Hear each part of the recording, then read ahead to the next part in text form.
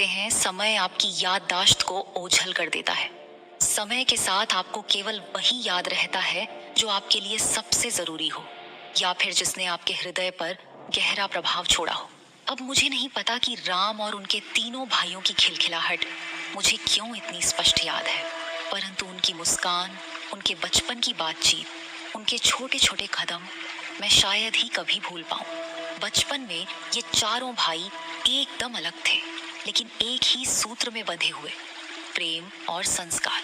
राम अक्सर बैठकर मिट्टी के खिलौने बनाते और उन्हें अपने भाइयों में बांट देते।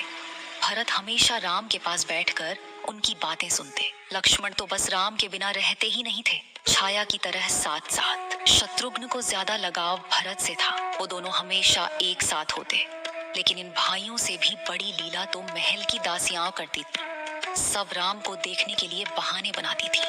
कोई कह देती राजकुमार को दूध देना है, कोई कहती उनके कपड़े देखने हैं, लेकिन सत्य तो ये था कि सब उन्हें छूने, उन्हें खिलाने, उन्हें अपनी गोद में लेने के लिए बेताब रहती थी।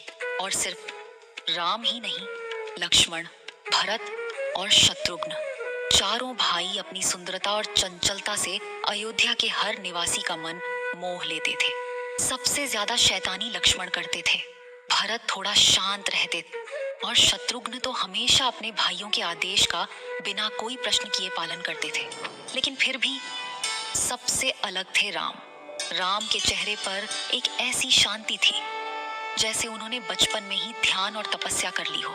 उनकी मुस्कान देखते ही महल की दासियां अपने सारे दुख भूल जाती थी। और फिर एक महल में एक कौआ आया। आगे क्या हुआ? कौन था ये कौवा और क्या करने आया था ये महल में? जानने के लिए देखिए रामायण।